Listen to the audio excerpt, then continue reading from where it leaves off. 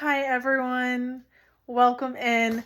We're gonna kind of jump into this, and this is gonna be kind of a quick video for beginners on what you need for leopard geckos as a beginner. So first things first, you're going to need a tank. So what do you need as a beginner for a tank for your leopard gecko? Bare minimum, you need a 20-gallon tank. Now, my leopard geckos, both of them are in, excuse the shakes, both my leopard geckos are in 40-gallon tanks. Bare minimum, whether your leopard gecko is a hatchling, juvenile, subadult, or adult, should be in a 20-gallon tank. Now, you may hear that the smallest acceptable tank size is a 10-gallon. That's just not quite true. Could you put a baby gecko in a 10-gallon? Yeah, you could. However, in a couple weeks, you would need to change that, and you wouldn't be able to put the correct amount of hides in that tank for your gecko. The reason for that is geckos do need 2 to 3 hides in order to have the correct amount of space. They do need a hot side and a cool side, and they do need a moist hide. That's a good transition into how many hides do leopard geckos need. They need 2 to 3 ideally. So they need one on their hot side, one on their cool side, and then ideally they do need a moist hide. So the moist hide is for when your leopard gecko sheds. Your leopard gecko sheds typically once a month. Some do shed more frequently than that. Babies do tend to shed more often than that since they do grow more rapidly. The moist hide just ensures a better shed for your leopard gecko. If leopard geckos do not have an ideal shed gets stuck on their toes, hands, heads, eyes, and that can cause issues such as loss toes, limbs, and things like that. It's not something you want. You do not want deformities or health issues for your leopard gecko. So you can see, and we'll show you Elsa's tank. She has her hot hide, her moist or humid hide, and then she has a smaller, try to get you a good view, her smaller cold hide, but then she has a kind of blocked off hide over there. Elsa is about a 7 to 8 month old leopard gecko, and she is an absolute joy. You can kind of see her right there. So that is that. Now, the next thing is substrate. This can kind of be a controversial topic for some reptile or leopard gecko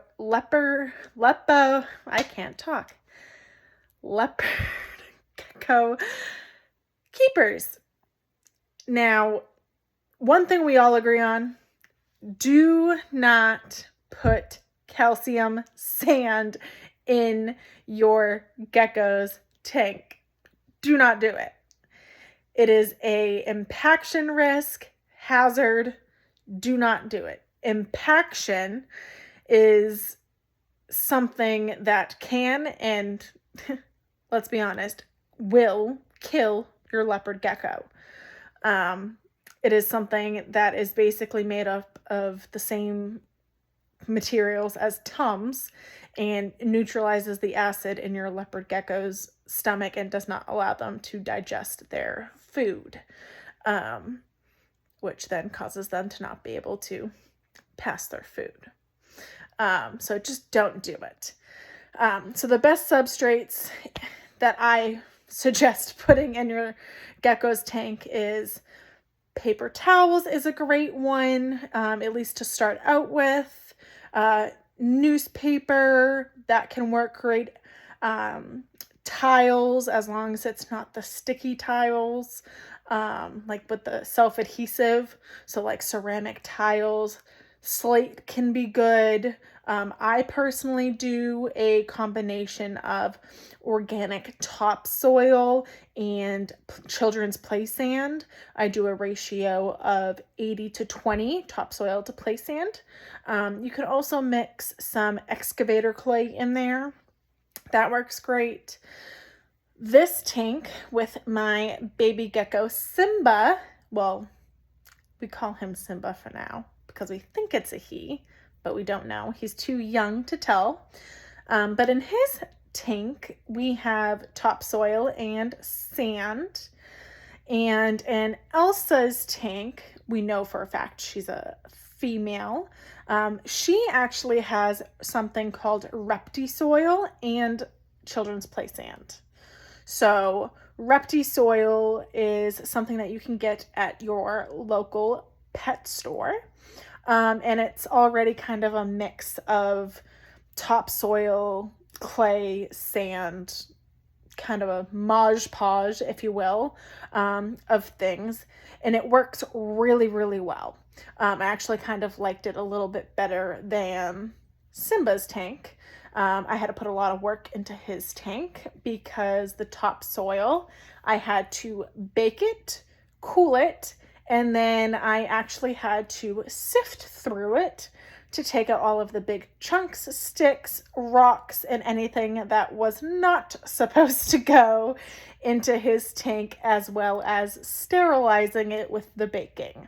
So if you want to be extra careful, you can go that route. If not, you can go with the Reptisoil and just add some extra play sand in there and do the Reptisoil and play sand. Both worked out great. They both kind of look the same. This is Simba's tank.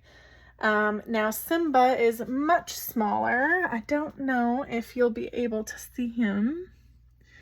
I don't know if you'll be able to see him. Probably can. I don't know, little man. There he is. He's just a baby.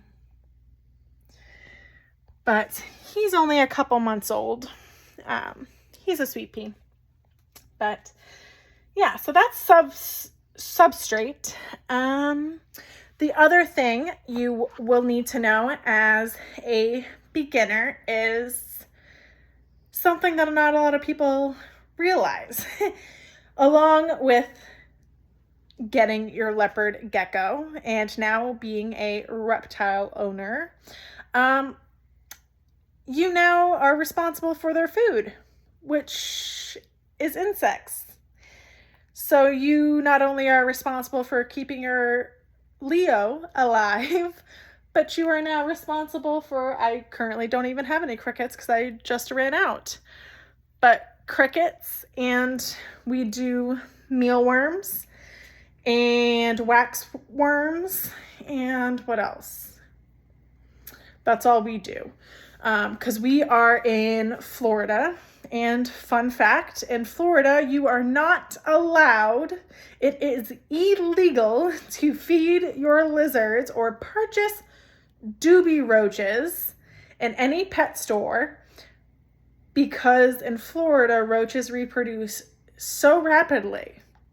You are not allowed to purchase roaches for your lizards. So fun fact. So doobie roaches are off the menu for my lizards. So we stick to crickets, mealworms, and waxworms. Strictly waxworms as a treat. They are not on the menu daily. It's like a once a week, once every 2 week type thing. Yeah, but that's kind of your beginner tips and tricks. And then the last little bit is heating. You do need heat lamps and thermometers. So heat lamps go on one side. Miss Elsa only has a heat lamp and a thermometer. Her probe is inside her tank.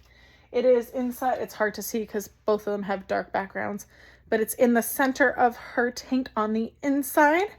It is suction cupped, and hers reads outside here. It is digital. Hers is a dual, so it is a thermometer and a hydrometer, so it does temperature and humidity. And hers is a, I believe, 75 watt halogen, I believe. I can't remember off the top of my head. And then Simba has 2 lights. He actually has a UVB and a 75 watt halogen, I believe. So he's got 2 lamps, and he also has the dual thermometer and hydrometer. His is kind of stuck at the top of the little wooden log right there, but his also reads on the outside. His is right here. So that's something you need to know as well. Heating options are heating mat, heat emitter, heating lamp. There's a couple other options there. Now, with a heating mat, something to be aware of. If you decide to do a heat mat, you 110% must plug it in to a thermostat. Thermostats and a thermometer are different. Thermostats will control the temperature of your heat mat. If you are using a heat mat, you absolutely have to use a thermostat. Heat mats can get over 140 degrees. You will burn and cook your leopard gecko. So please, if you decide to use a heating mat, please do your research, and please, please, please use a thermostat. But that is all the tips and tricks that I have for you tonight. If there is anything else that you have questions on, or any comments that you have for me, or anything you want to see, please let me know. Please don't forget to like, comment, and subscribe for more videos. I will be posting another video later this week and continue to post videos next week. I will also be doing a meet and greet and how to tame and handle your leopard geckos. First meet and greet will be with Miss Elsa. So please stay tuned for that, and please don't forget to like and subscribe. See you later.